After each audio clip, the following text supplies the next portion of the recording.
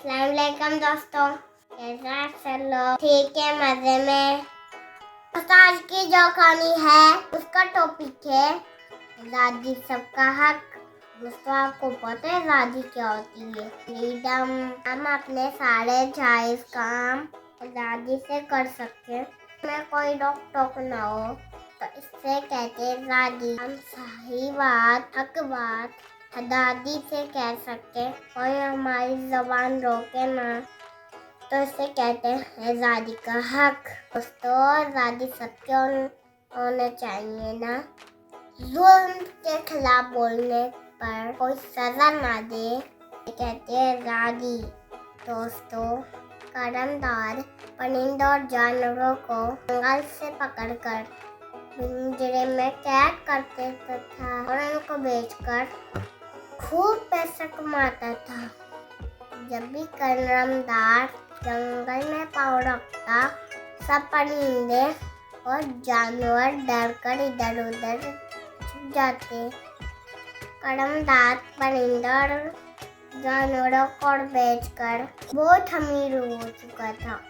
एक दिन कदमदार के बेटे जुनैद ने अपने पापा से बोला, पापा कल 14 अगस्त है और मुझे आज़ादी के टॉपिक पर एक मज़मून लिखना है, आप मेरी मदद कर दे। कदमदार ने बोला, ठीक है, हम मज़मून लिखते हैं। जुनैद ने पेन और कॉपी पापा को दे दी। कदमदार ने लिखना शुरू किया, आज़ादी सबका हक है, जैसा कि परिंदों के लिए आज़ाद फ़ज़ा में उड़ना ज़रूरी है। भी कदमदार मज़मून लिख रहा था कि उसके बेटे ने बोला, बाबा आज़ादी सबका हक है, तो परिंदों और जानवरों को कैद क्यों करते हैं? कदमदार को गुस्सा आया और कर चला गया। अगले दिन कदमदार के बेटे को डाकू ने किडनैप कर लिया। कदमदार बहुत परेशान हुआ। डाकू ने उसके बेटे को छोड़ने का 20 लाख मांगा।